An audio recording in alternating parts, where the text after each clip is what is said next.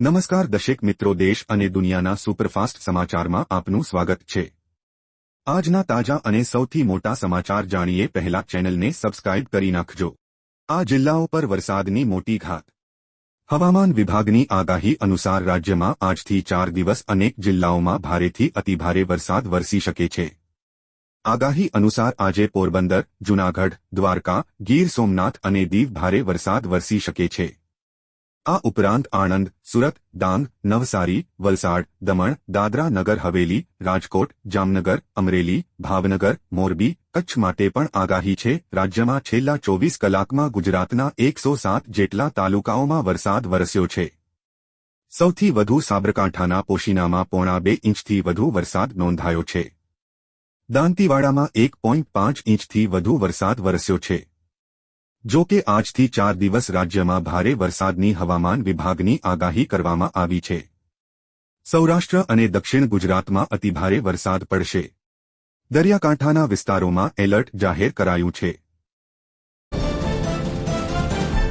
ખેડૂતોને દિવસે વીજળી। ખેડૂતો ખેતીમાં પિયત માટે રાત્રે વીજળીને બદલે દિવસે વીજળી મળે તેવી માંગ ખેડૂતો કરી રહ્યા હતા, ત્યારે ખેડૂતોને રાત્રિના બદલે દિવસે વીજળી પૂરી પાડવા માટે આ બજેટમાં કિસાન સૂર્યોદય યોજના હેઠળ 1500 કરોડની જોગવાઈ કરાઈ છે। ખેડૂતોની છેલ્લા ઘણા વર્ષોથી માંગણી હતી કે તેઓને રાતના બદલે દિવસે વીજળી આપવામાં આવે। આ માંગણી આ વર્ષે સંતોષાય તેવું હવે લાગી રહ્યું છે। બજેટમાં ખેડૂતોને દિવસે વીજળી આપવામાં આવે તેવી જોગવાઈ કરવામાં આવી છે, પરંતુ હજુ તે અમલમાં ક્યારે આવે તે હવે જોવાનું રહ્યું। જુલાઈથી જીઓના રિચાર્જ પ્લાન થયા મોંઘા। દેશની સૌથી મોટી ટેલિકોમ કંપનીએ તેના રિચાર્જ પ્લાનમાં ફેરફાર કર્યો છે। હવે યુઝર્સને ડેટા અને કોલિંગ માટેનું રિચાર્જ મોંઘું પડશે। પહેલા જે પ્લાન 28 દિનની વેલિડિટી સાથે ₹239માં મળતો તે હવે ₹299માં મળશે।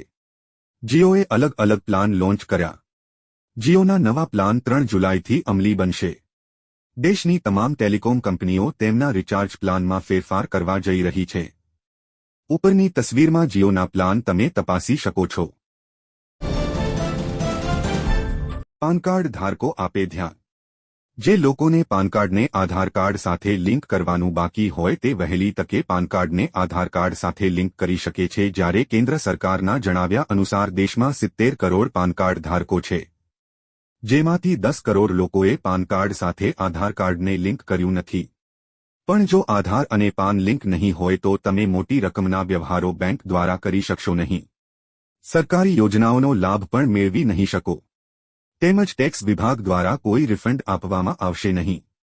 જો કે લાંબા સમયથી પાન અને આધાર લિંક નથી તો ગભરાશો નહીં।